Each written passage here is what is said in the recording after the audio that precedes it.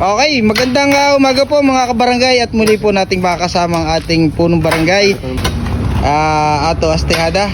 Kap, ano po yung pinapagawa mo dito sa ating Senior Citizen Hall dito sa Anuling at mukhang nagpapa-construction po kayo? Additional construction dito sa building ng senior. Dahil nakita ko nung ako nung magpa-meeting dito, nakita kong punong-puno ang loob ng kanilang building. Di ho kasya lahat ng mga senior ano, Hindi at kasya. kailangan ng extension. At nakita kong nangarto sa labas. Talaga Ay, naman. panahon lang mainit noon. Oo. Ay, kung panahon pa ng tagulan, ay mga senior ang naririto. Kaya kailangan agarang paggawa ang pwede nilang upan. Oo, talaga nga namang panahon ng- kahanga-hanga ang paglilingkod po ng ating kapitang ito. Pag may nakitang kakulangan, talagang agad po niyang pinupunuan ng kanyang paglilingkod. Kaya naman napakaswerte po ng ating barangay sapagkat may action man tayo na kapitan na talagang agarang nagbibigay ng solusyon sa ating mga pangangailangan sa ating barangay. Nakakagawa ko ng mabilis ang aksyon dahil sa pakipagtulungan din ng mga sangkotang barangay, lalo Okay. kita ay si Tres Atres! si finansya sa amin para maipagawa kagad kahit hindi pa nakakuha ng budget na approve. Talagang napakaswerte mo po sa ating treasurer na yan. Di ka po nagkamaling muling kuhain at i-appoint. Siyempre, lalo na yung ating matikas na siyang kagawad bilang iyong tagapag-supervise sa mga gawaing barangay.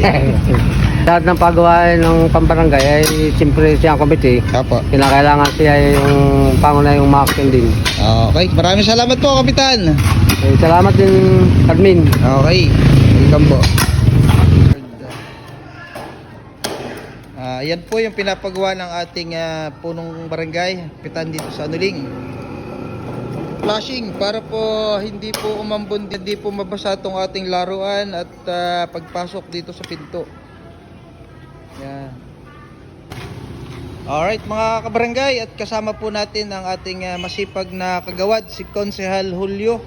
At siya po ang pangunahing nagpapagawa ng mga gawaing pambarangay ng ating punong barangay, ng ating kapitan. Kaya Kons, ano po itong pinapagawa ng ating kapitan dito sa ating barangay hall? Alam mo po, admin, ito ay isa ring bagay na